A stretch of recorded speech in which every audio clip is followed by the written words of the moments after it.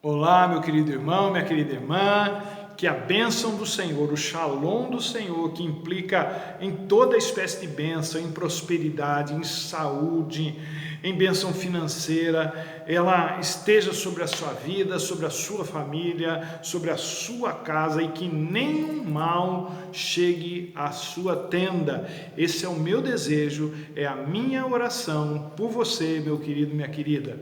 E agora eu quero falar com Deus para pedir que Ele realmente realize esse desejo do meu coração, do teu coração, não é? Porque Deus, Ele só faz coisas boas, Ele só tem coisas boas para nos dar. E eu creio que Ele quer abençoar grandemente a sua vida, a sua casa e a sua família. Vamos falar com Deus.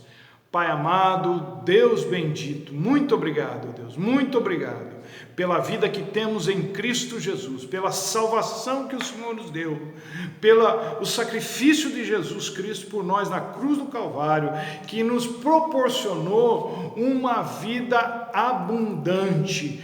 Que o Senhor, ó Deus, na sua infinita misericórdia, bondade, amor, fidelidade, ó Deus, possa estender a sua mão agora sobre cada um de nós, com toda a sorte de bênçãos, ó Deus, abençoando a nossa saúde, o nosso ganha-pão, ó Deus, o trabalho, a profissão, o emprego, aquele que está desempregado, que o Senhor abra uma porta ainda essa semana, Deus, em nome de Jesus, para aquele que está enfermo, ó Deus, que o Senhor derrame cura, porque o Senhor é o Jeová Rafá, é o Deus que cura, que o Senhor, ó Deus, possa derramar sobre nós, sobre cada um de nós, toda sorte de bênção espiritual, material, emocional. Nós oramos assim no nome de Jesus. Amém e amém.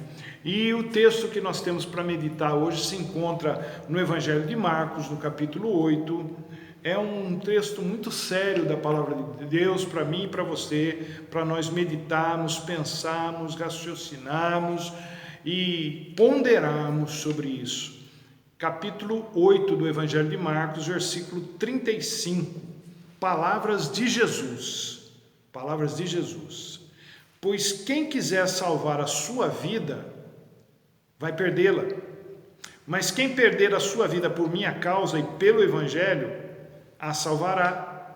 Pois que adianta o homem ganhar o mundo inteiro e perder a sua alma? Ou o que o homem poderia dar em troca de sua alma?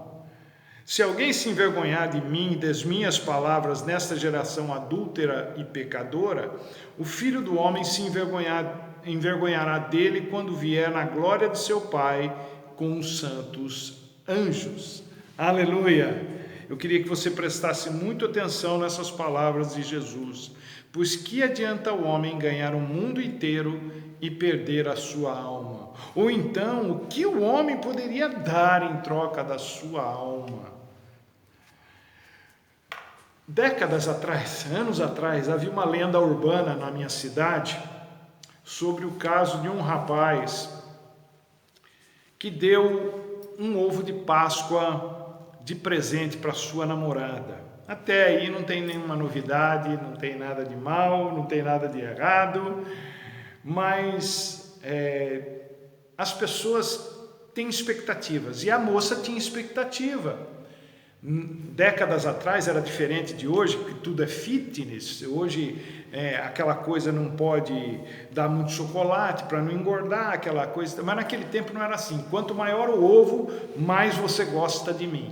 Então todo mundo, toda namorada esperava ganhar do seu namorado o maior ovo possível. Se pudesse, o ovo zero seria maravilhoso. Mas o sujeito chegou lá não com o ovo de uma avestruz, chegou com ovo de galinha, um ovo de Páscoa, desses pequenininhos, tipo Kinder Ovo, e ela pegou aquilo e ficou muito aborrecida, não demonstrou por fora, mas por dentro ficou.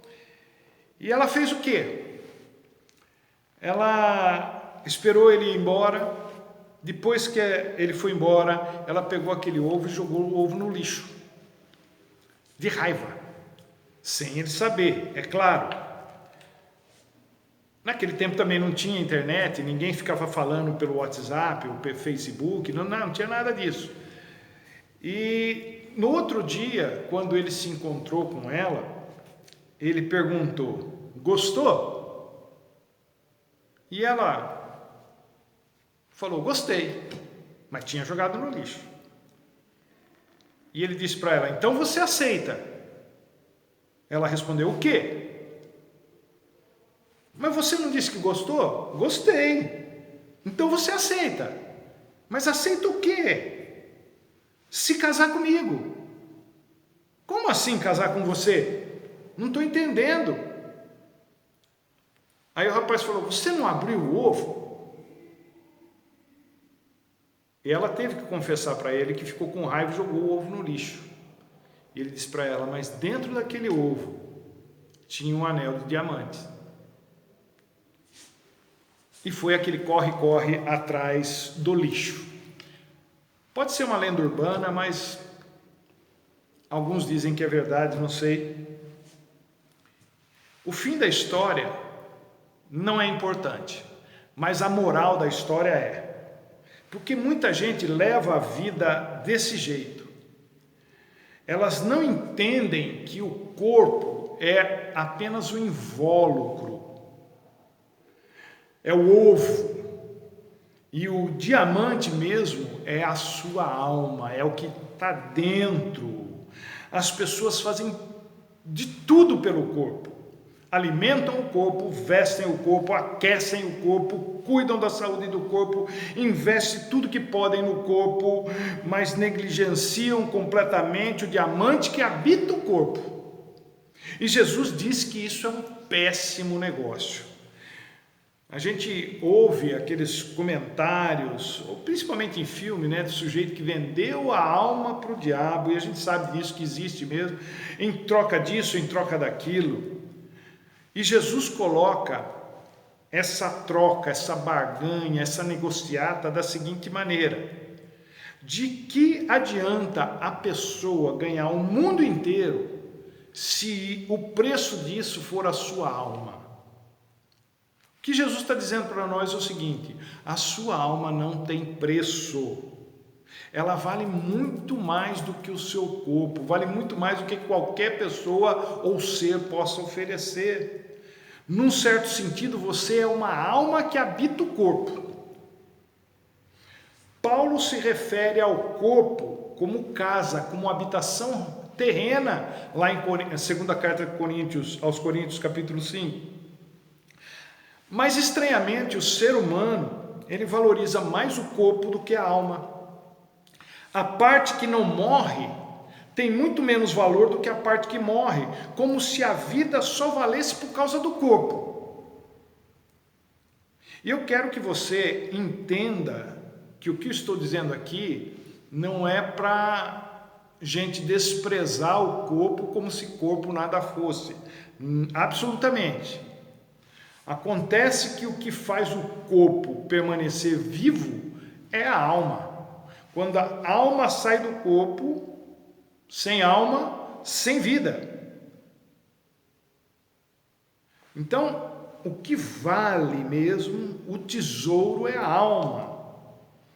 Houve um tempo que era muito comum a gente ler aqueles adesivos em carros de crente, principalmente, que dizia o seguinte: minha família, meu maior tesouro. É bem poético, e o propósito daquilo, naquela situação, naquela ocasião, era realmente valorizar a família, uma coisa muito boa, e eu entendo isso. Os pais com seus filhos, não é? Principalmente mãe, é meu maior tesouro, meu tesouro daqui. Eu entendo essa coisa toda do coração humano, e a palavra de Deus diz que é isso mesmo. Ela diz: aonde estiver o nosso coração, ali estará o nosso tesouro. Por outro lado, a Bíblia também diz que não há tesouro de maior valor do que a nossa própria alma. Quando tudo tiver virado pó, quando o sol deixar de existir, quando o primeiro céu e a primeira terra tiverem passado e o mar já não existir, diz Apocalipse 21, a sua alma ainda existirá. Aquilo que foi feito à imagem e semelhança de Deus não morre, não acaba. A sua alma vale mais do que a soma de todos os tesouros do mundo. Isso não é versículo bíblico. Tem gente que fala que uma alma vale mais do que o mundo inteiro, como se fosse um versículo. Não é versículo, é uma conclusão que a gente chega baseado naquilo que a Bíblia diz sobre o valor da alma. A sua alma vale mais do que todos os tesouros juntos no mundo. E por diversas razões. Primeiro, porque foi Deus quem a criou.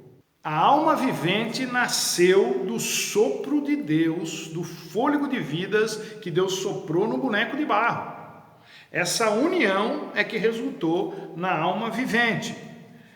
Eu já discuti muitas vezes com músicos,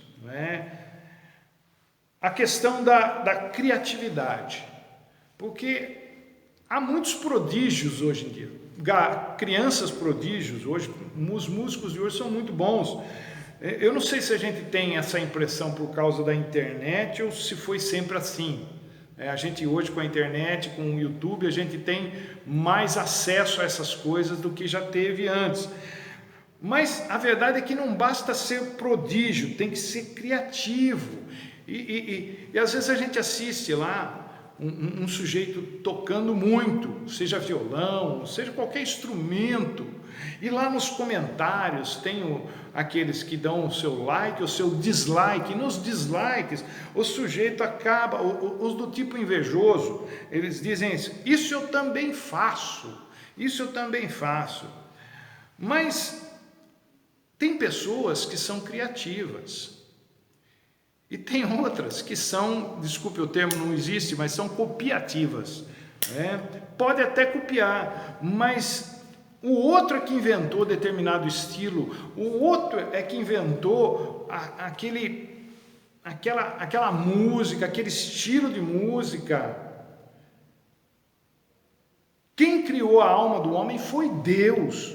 Os cientistas ficam tentando copiar a vida que Deus é quem deu, por meio de inteligência artificial, de manipulação de DNA e outras maneiras, mas é tentativa de recriar o que o Criador criou.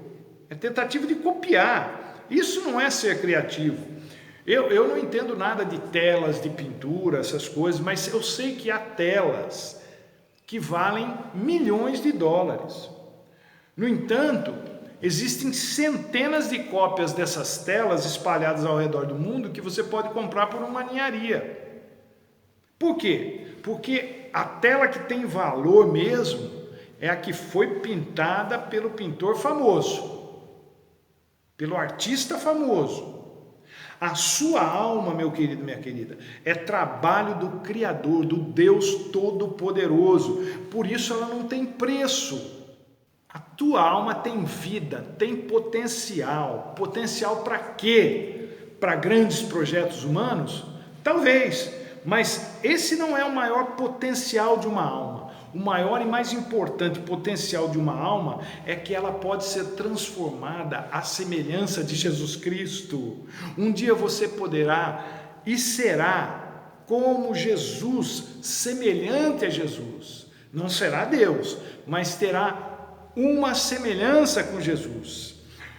A pessoa que Deus pode fazer de você, te transformando à semelhança de Jesus, é algo fantástico. E esse é o potencial da alma humana. A alma humana tem um valor inestimável, não só porque é obra de Deus, não só por causa do seu potencial de ser transformada à semelhança de Jesus, mas também por causa da sua durabilidade. Quanto tempo dura uma alma? Só por toda a eternidade, só isso.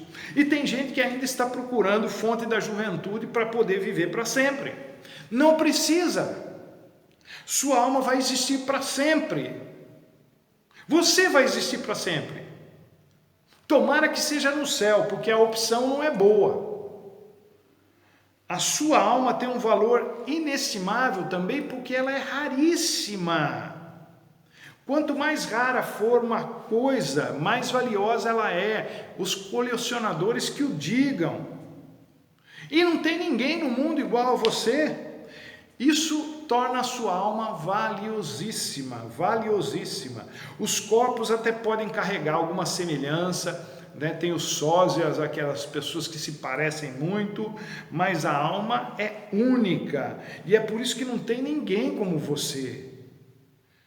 Você quer saber quanto vale a sua alma? Olhe para a cruz do Calvário, onde Jesus foi pendurado. 1 de Pedro 1, 18 e 19 diz que não foi por coisas corruptíveis como prata e o ouro é que nós fomos redimidos, mas pelo precioso sangue de Jesus. Agora, como é que alguém, em sã consciência, pega a alma, que é obra-prima de Deus, com o potencial de ser transformada à semelhança de Jesus, cuja durabilidade é eterna, de valor inestimável dada a sua raridade, e pega essa alma e troca por qualquer coisa que o corpo, que não passa de uma casca, de um invólucro, deseja. Jesus diz que isso é a maior roubada. Não adianta ganhar o mundo inteiro se o preço for perder a sua alma. Primeiro porque ninguém conseguiria ganhar o mundo inteiro, é impossível. Você pode até vender a sua alma para o diabo, mas ninguém nunca conseguiu e não vai conseguir ganhar o mundo inteiro. Essa já é uma bobagem. Aliás, o que você conseguiria vendendo a sua alma para o diabo é ser ludibriado pelo maior 171 que já existiu. Pelo que você trocaria a sua alma? Por alguns milhões de seguidores nas redes sociais? E depois, como é que você faria para manter isso? Por quanto tempo é possível manter milhões de seguidores nas redes sociais? O que se ganha com isso quando a pessoa morre? Nada. Depois que uma pessoa morre, não importa o número de seguidores que ainda seja mantido pelos interessados e interesseiros nas redes sociais dessa pessoa. Não serve de nada para o morto. Pelo que você trocaria a sua alma? Por uma cura? Uma pessoa curada também não é uma pessoa imune à morte. É só um adiamento até o inevitável. Nem mesmo Lázaro, o irmão de Marta e Maria, o da Bíblia, viu? O amigo de Jesus, ele foi ressuscitado por Jesus depois de 4 dias. Nem mesmo ele, que foi uma pessoa ressuscitada por Jesus, escapou da morte pela segunda vez, morreu 2 vezes. A gente não gosta nem de morrer uma vez, o que dirá 2? O sujeito morreu 2. Então, ainda que alguém ganhasse o mundo inteiro e conseguisse manter isso em vida, isso não se satisfaria a pessoa. E não dá para falar isso sem citar Salomão, sem nos lembrar do rei Salomão. O sujeito tinha 700 esposas, 300 concubinas, mas ele queria a mulher que ele não podia ter. Ele queria uma mulher que não queria nada com ele. 1000 mulheres, gente, não é o mundo inteiro, mas é muita mulher, é muita sogra, é muito cunhado, é muita gente para dar pitaco, é muito peso para se carregar. E Salomão queria mais uma. Por quê? Porque ele é o exemplo clássico da insatisfação por mais que se tenha. O ser humano é assim. É por isso que aqui, nessas palavras de Jesus, está implícito que trocar a alma pela pretensa satisfação da carne é um péssimo negócio. A carne nunca se satisfaz. Tudo nunca é o bastante para a carne. Infelizmente, muita gente acaba trocando a sua alma por coisas que considera importantes. Mas a gente tem que pesar, considerar alguns problemas que essa troca, acarretaria para quem quer fazê-la. O primeiro problema é o problema da irreversibilidade da perda da alma. Aqui, nos dias de hoje, falar sobre isso é uma dificuldade. Mas a gente sabe que há perdas que são reparáveis, há perdas que são reversíveis, há situações que são restauráveis, mas a perda da alma, segundo a Bíblia, é algo irreversível depois da morte. Enquanto há vida, há esperança, mas uma vez que se morre, não há mais esperança. Wilson, enquanto ser humano, não enquanto pastor, não enquanto cristão, enquanto ser humano, gostaria que houvesse uma saída, um jeito de burlar essa irreversibilidade, mas não tem não. Se você quer a misericórdia de Deus para a sua vida, tem que ser hoje, enquanto você está vivo, enquanto você está viva, depois não adianta chorar. A carta aos Hebreus, do capítulo 9, verso 27, diz o seguinte, que ao homem está ordenado morrer uma só vez, vindo depois disso o juízo. Então, biblicamente, gente, não tem purgatório, não tem reencarnação, morreu, tem que enfrentar o juízo. Acabaram-se as chances. Esse é o problema da irreversibilidade da alma, da perda da alma. Perdeu, não acha mais. O segundo problema é do alcance do estrago que a perda da alma causa. Acabei de dizer, né? Tem coisas que a gente pode substituir, tem coisas que não podemos substituir. Por exemplo, funções a gente pode substituir. Agora, pessoas a gente não pode substituir. Um médico pode ser substituído, um pastor pode ser substituído, não é? Um profissional de qualquer área pode ser substituído, mas a pessoa, aquela que é dona do nome, de uma identidade, de uma personalidade, essa pessoa é insubstituível, não é? E a perda da alma é dessa maneira, ela é algo insubstituível, não dá para substituir, não tem reposição, alma de reposição. Digamos que fosse possível viver sem uma alma. No que isso implicaria? Imagine uma pessoa sem alma. No nosso mundo real aqui, no mundo, o que mais se aproxima de uma pessoa sem alma, eu não sou entendido no assunto, mas para mim, na minha maneira de ver, a pessoa que mais se aproxima disso é o sociopata. A pessoa que não tem nenhuma empatia com nada. Ela faz o mal como se bem estivesse fazendo, né? Agora, uma pessoa sem alma não seria mais uma pessoa, um zumbi, um ser à mercê dos seus instintos mais bestiais, mais primitivos, sem consciência, sem sentimentos, sem um raciocínio adequado, sem nada.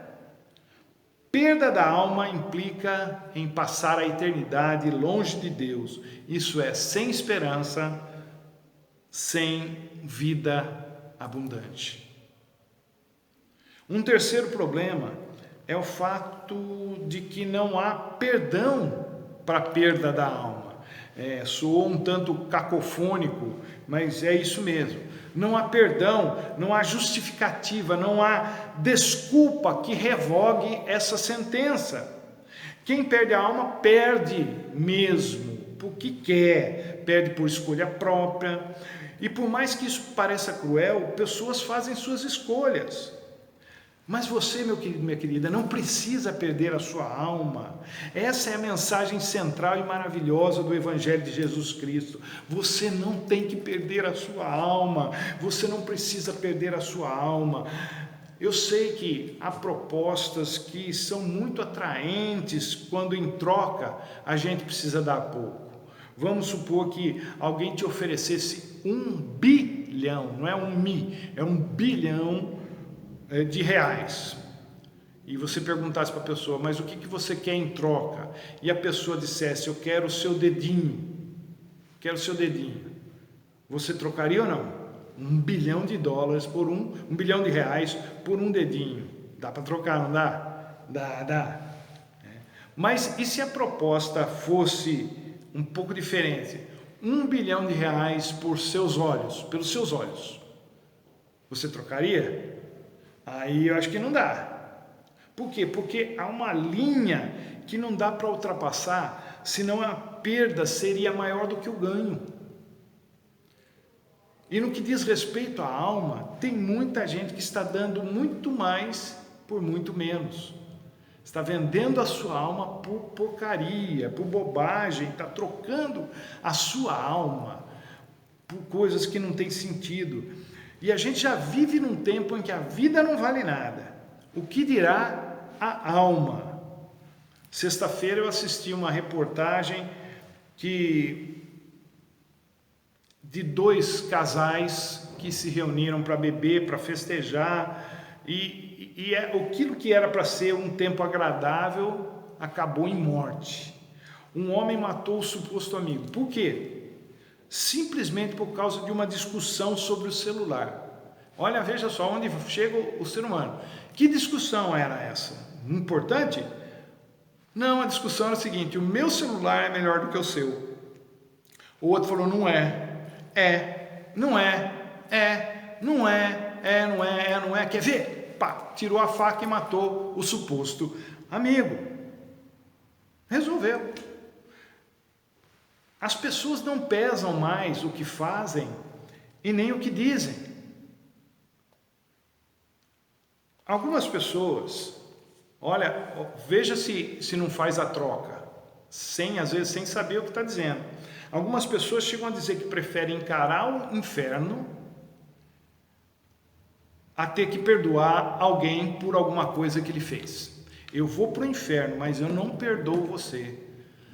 Quem diz isso não faz ideia do que está falando, da asneira que está falando, da bobagem que está falando.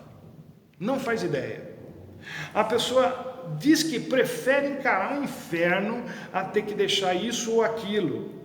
Estão trocando a sua alma pelo orgulho, pelo desejo. Isso é o que o diabo quer que as pessoas façam.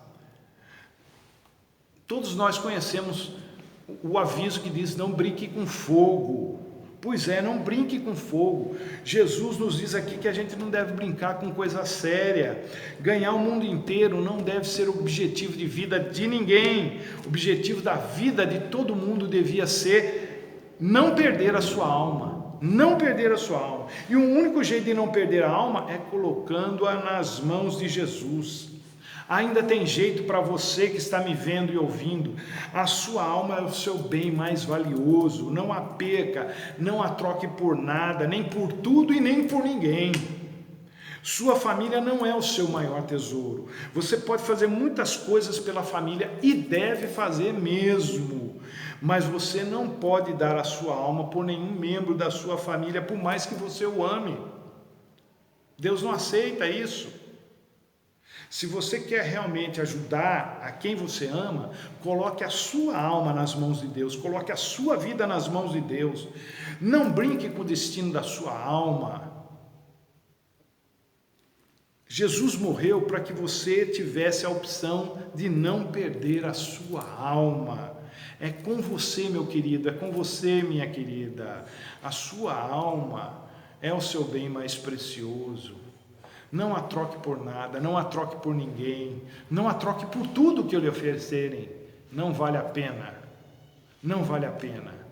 A sua alma é o seu bem mais precioso. Que Deus te ajude a compreender essa mensagem, absorver essa mensagem e ser abençoado por ela.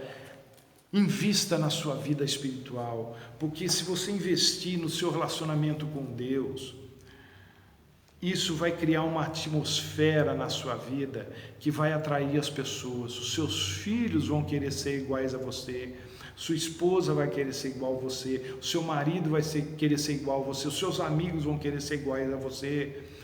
Todo mundo que anda com Deus acaba atraindo pessoas para Deus por causa da vida que tem. Que você seja uma dessas pessoas, em nome de Jesus. Que a sua vida seja abençoada em nome de Jesus. Deus te abençoe, meu querido, minha querida, e até a próxima, se Ele assim nos permitir.